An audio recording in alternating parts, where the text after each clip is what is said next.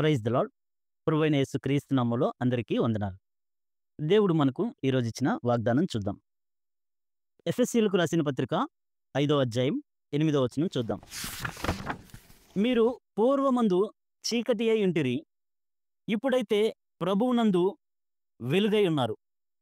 దేవుడి ఈ గొప్ప వాగ్దానం మన జీవితంలో, మన కుటుంబంలో ఉన్న వారందరి జీవితంలో నెరవేర్చును గాక.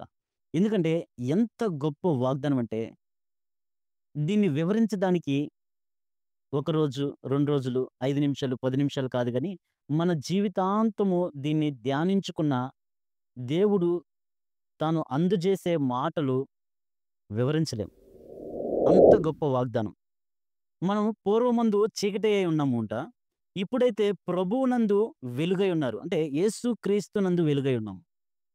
పూర్వము అంటే దీనికి ఉదాహరణగా ఒక భక్తుడిని తీసుకుంటే, దీనికి మంచి ఉదాహరణగా పేతురు గారిని తీసుకుంటే, పేతురు గారు ఎవరు? చేపలు పెట్టే వ్యక్తి. ఆయన ప్రభువుని అంగీకరించాడు. గొప్ప వెలుగుగా మారిపోయాడు. లూకాసు వార్త 5వ అధ్యాయము 5వ వచనం నుంచి చూద్దాం. సీమోను ఏలినవాడా, రాత్రంతయు మేము ప్రయాసపడితిమి గాని మాకేమీయు దొరకలేదు.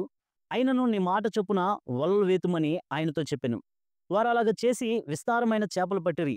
అందుచేత వారు వారి వలలు పిగిలిపోవచుండగా వారు వేరొక దోణిలోనున్న తమ పాలివారు వచ్చి తమకు సహాయం చేయవలనని వారికి సజ్ఞలు చేసిరి. వారు వచ్చి 2 దోణెలు మునుగునట్లు నింపిరి.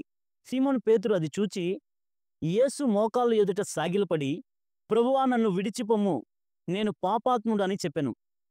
అంటే దేవుడు చేసిన అద్భుత కార్యాన్ని చూసి వారేంటి రాత్రంతా ప్రయాసపడ్డారు. ఏమీ దొరకలేదు. కానీ ప్రభు మాట చొప్పున చేశారు. నీ మాట చొప్పున చేస్తామని చెప్పి చేస్తే విస్తారమైన చేపలు పడ్డాయి. విస్తారమైన చేపలు పడడం చూసి ఆశ్చర్యపోయిన పేతురు ఏమని చెప్తున్నాడంటే, యేసుక్రీస్తు మోకాళ్ళ మీద పడి సాగిలపడి, ప్రభువా, నన్ను విడిచిపొమ్ము, నేను పాపాత్ముడు అని చెప్పెను. అంటే ప్రభువు లేని జీవితం చీకటి, ప్రభువుని కలిగి ఉన్న జీవితం వెలుగు. అందుకే ఇప్పుడైతే ప్రభువునందు మీరు వెలుగై ఉన్నారు. అంటే ఎవరి జీవితంలో అయితే యేసుక్రీస్తు ప్రభువారు ఉంటారో వారి జీవితం వెలుగుగా ఉంటది. చేపలు పట్టే పేతురు గారు ఏమైపోయారు? అందుకనే యేసుక్రీస్తు ప్రభువారు ఏమన్నారు?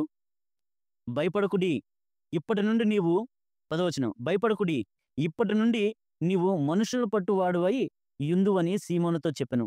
అంటే దేవుడు ఏమని భరోసా ఇచ్చారంటే, నీవు చేపలను పట్టేవాడు కాదు, మనుషులను పట్టేవానిగా చేస్తానని చెప్పారు.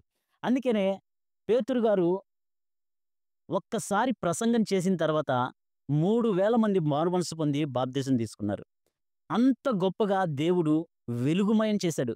చీకటిగా ఉన్న వారి జీవితాల్లో వెలుగు నింపి వారిని గొప్ప వెలుగుగా వారిలో నుండి వారి ద్వారా దేవుడు అనేకుల్ని ఆకర్షించుకున్నాడు. అంటే మనము దేవుడు మనల్ని ఎలా చూస్తున్నారు? దేవుడు మనల్ని ఏ విధంగా చూస్తున్నారు? దేవుడు మనల్ని ఏ విధంగా చూస్తున్నారంటే అల్పమైన వారిగా చూడట్లా, పాపాత్ములులాగా చూడట్లా, చీకటి సంబంధుల్లాగా చూడట్లా. దేవుడు మనల్ని వెలుగు సంబంధులుగా చూస్తున్నాడు. దేవుడు మనల్ని తన బిడ్డలుగా చూస్తున్నాడు. దేవుడు మనల్ని ఎంతో విలువగా చూస్తున్నాడు.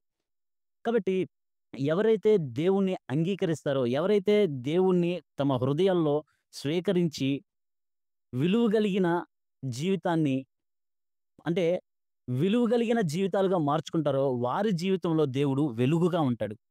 ఈ గొప్ప వాగ్దానం మన పట్ల, మన కుటుంబంలో ఉన్న వారందరి పట్ల నెరవేర్చును గాక. ఆమేన్.